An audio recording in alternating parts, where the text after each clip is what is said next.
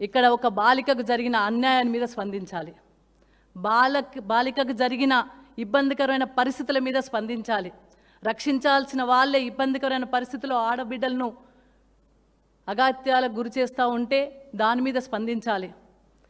మీ మంత్రివర్గంలోనే ఒక హోంశాఖ సహాయ మంత్రిగా ఉన్న బండి సంజయ్ గారి కుమారుడే ఈ విధంగా ప్రవర్తించి ఆడపిల్లలను, ముఖ్యంగా ఆ బాలికను ఇబ్బంది పెట్టి ఉల్టా మళ్ళీ ఆ అమ్మాయిని వేధించే విధంగా ఆ అమ్మాయి మీదనే కేసులు పెట్టి వాళ్ళని బెదిరింపులకు గురి చేస్తూ కనీసం వాళ్ళకి రక్షణ లేని సందర్భంలో తల్లిదండ్రులు మోడీ సభలో మేము వచ్చి చెప్పుకోవాల్సిన పరిస్థితి ఉంటున్న సందర్భంలో కదా పోలీసులు కేసు బుక్ చేసినట్టు నటించిండ్రు. మరి అలాంటి సంజయ్ గారు మీ మంత్రివర్గంలో ఉన్నారు. రక్షణ కరువై ఆడపిల్లలు మొరబెట్టుకుంటా ఉన్నారు. మరి ఇలాంటి సందర్భంలో మీరు రాష్ట్రానికి వచ్చిండ్రు. మాకు నిన్న మొన్న తెలిసిన సమాచారం మీద ఏదో శిలాఫలకం మీద ఆయన పేరు లేదు, లేకపోతే ఇన్విటేషన్లో ఆయన పేరు లేదు, ఆయన పక్కన పెట్టిందని ఏదో చెప్పుకుంటా ఉన్నారు. సబ్జెక్టు కరెక్షన్, నాకు అంత ఐడియా లేదు.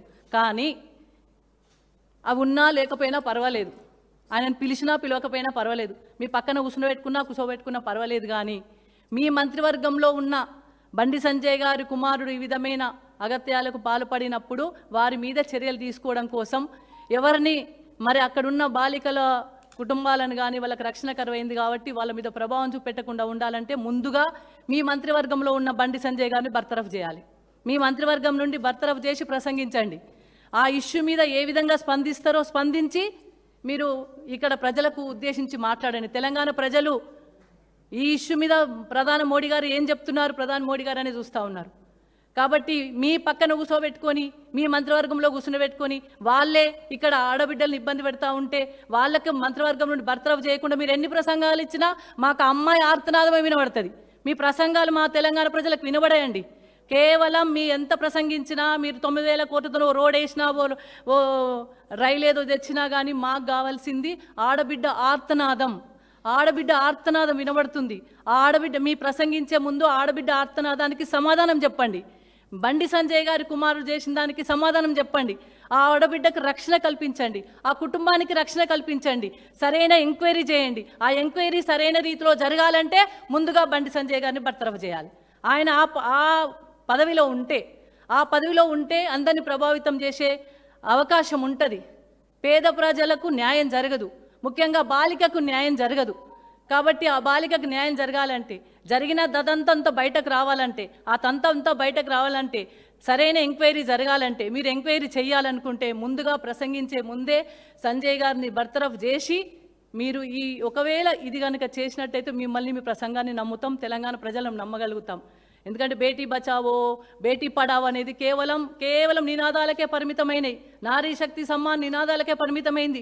ఆడబిడ్డలకు 33% రిజర్వేషను ఓన్లీ కేవలం అది కూడా నినాదానికే సరిపోతుంది తప్ప మీరు చేసేది ఏం లేదు.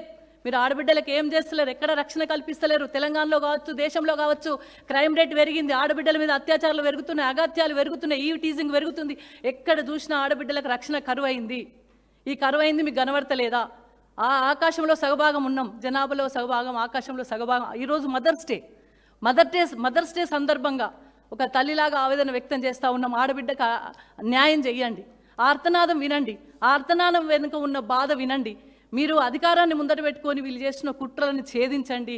అట్లయితేనే తెలంగాణ ప్రజలలో మీరు వచ్చిన సందర్భము దానికి టాలీ అవుతుంది తప్ప మీరేదో వచ్చినాం పోయినామంటే కుదరదు. మోడీ గారు మీరు స్పందించండి. సంజయ్ గారి నుండి పదవి నుండి బర్తరఫ్ చేయండి. లేదు అంటే ఇంకొకటి కూడా చెప్తున్నా, సంజయ్ గారికి మంచి అవకాశం. బాగా మాట్లాడతారు, ఇష్టం వచ్చినట్టు మాట్లాడతారు. ప్రతిపక్షాల మీద మంచి చెడు సంస్కారం లేకుండా కూడా మీరు మాట్లాడతారు. మీకు ఆ దేవుడు ఆ నోరిచ్చిండు, మాట్లాడమని నోరిచ్చిండు. కానీ పని చేసే మానవత్వంతో ఆలోచించి మీరు రాజీనామా చేయండి. ఒక ఆడబిడ్డకు అన్యాయం జరిగింది, ఒక ఆడపిల్ల ఆర్తనాదం పెడుతుంది, మీ కొడుకు ద్వారా ఒక బాలిక అన్యాయానికి గురవుతుంది. మరి మీరు మానవత్వంతో బాగా మాట్లాడతారు కదా, ఆ మాటల వెనుక మరి నిజమైన ఏదన్నా ఉంటే ధర్మం న్యాయం చట్టం అని మాట్లాడతారు మీరు. ఆ ధర్మం న్యాయం చట్టం మరి ఇప్పుడు ఏమైంది, ఎక్కడ కరువైంది? ఇప్పుడు మరి మీరుగా రాజీనామా చేసి మరి నిజమైన న్యాయం జరిగే విధంగా బాలికకు న్యాయం జరిగే విధంగా చేయండి. లేదు అంటే ఇవన్నీ ఊకదంపుడు ఉపన్యాసాలే అవుతాయి. మోడీ గారు చెప్పిన ఊకదంపుడు ఉపన్యాసాలు అవుతాయి. మీరు మాట్లాడిన చట్టం ధర్మం అనేది కేవలం మాటలకే పరిమితం అవుతుంది. ఇంకొక విషయం ఏంటంటే రేవంత్ రెడ్డి గారిని కూడా ప్రశ్నిస్తూ ఉన్నాం ఈ సందర్భంగా. ఎక్కడున్నారండి మీరు? హోంశాఖ మీ చేతుల్లో ఉంటుంది. మీరు చాలా బిజీ కావచ్చు, కానీ మానవత్వంతో ఆలోచించండి. బండి సంజయ్ మీకు ఫ్రెండ్ కావచ్చు, బీజేపీ కాంగ్రెస్ ఇద్దరు ఫెవికల్ బంధం కావచ్చు, కానీ ఆడబిడ్డ ఆర్తనాదం వినబడతలేదా? ఆ ఫెవికల్ బంధం అడ్డం వస్తుందా? బీజేపీ కాంగ్రెస్ రెండు ఒకటే. మీరు దోస్తులు. మీరు ఇంకా ఈ సహాయ హోంశాఖ మంత్రి, మీ హోంశాఖ మంత్రి మీ దగ్గర ఉంది రేవంత్ రెడ్డి గారు. ఇద్దరు హోము కలిసిరు, మంచిగానే ఉంది. కానీ ఆడపిల్లలు ఎక్కడ పోవాలి? ఆడపిల్లల ఆర్తనాదం మీకు వినబడతలేదా? ఒక బాలికకు జరిగి ఇన్ని రోజులు అవుతున్నా పట్టించుకోరా, స్పందించరా?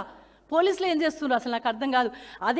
అదే బీఆర్ఎస్ పార్టీ వాళ్ళు సోషల్ మీడియాలో ఒక పోస్ట్ అగెనెస్ట్ పెడితే తీసుకుపోయి పోలీస్ స్టేషన్లో కూర్చొని అరెస్ట్ చేస్తారే.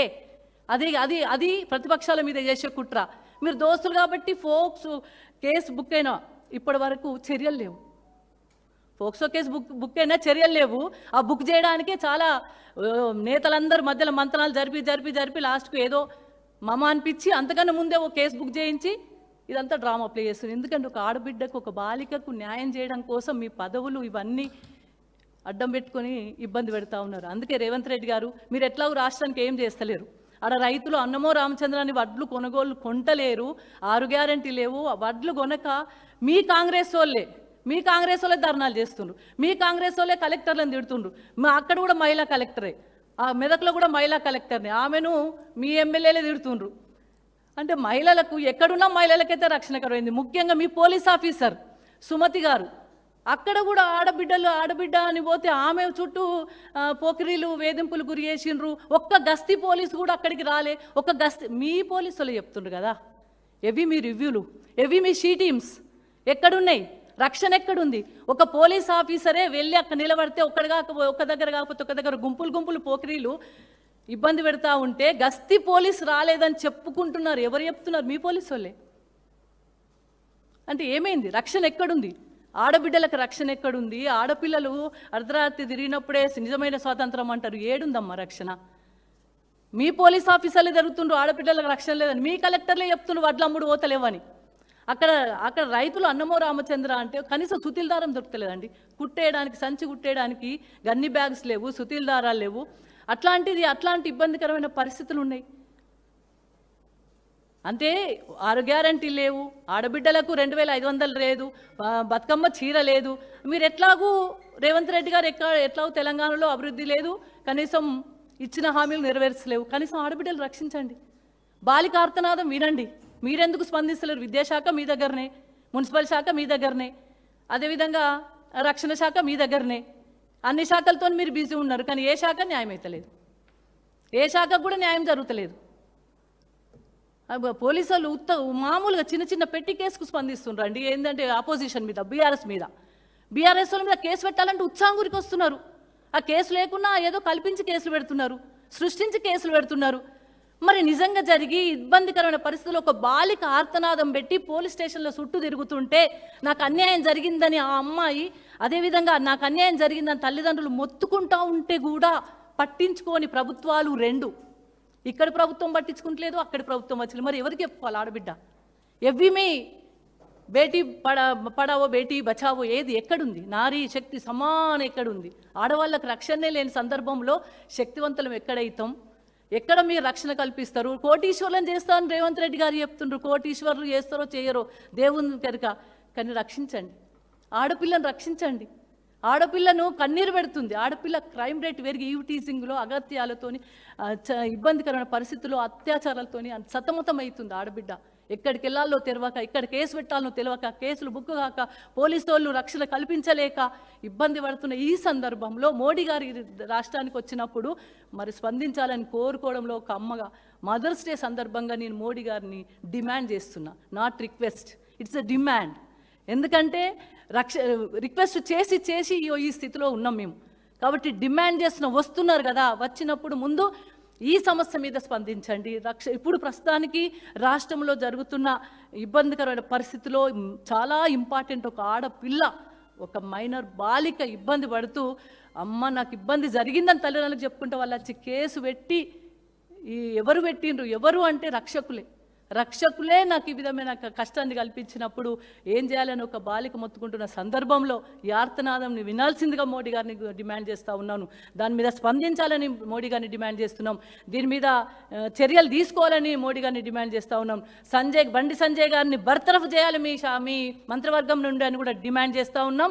లేనిచో మహిళలందరూ కూడా పెద్ద ఎత్తున మీరు చెప్పే మాటలన్నీ కూడా వృధా, మీరు అన్ని కేవలం మాటలకే పరిమితం, మీరు మాటలకే పరిమితం, రాష్ట్రంలో రేవంత్ రెడ్డి గారు కూడా హామీలకే పరిమితం.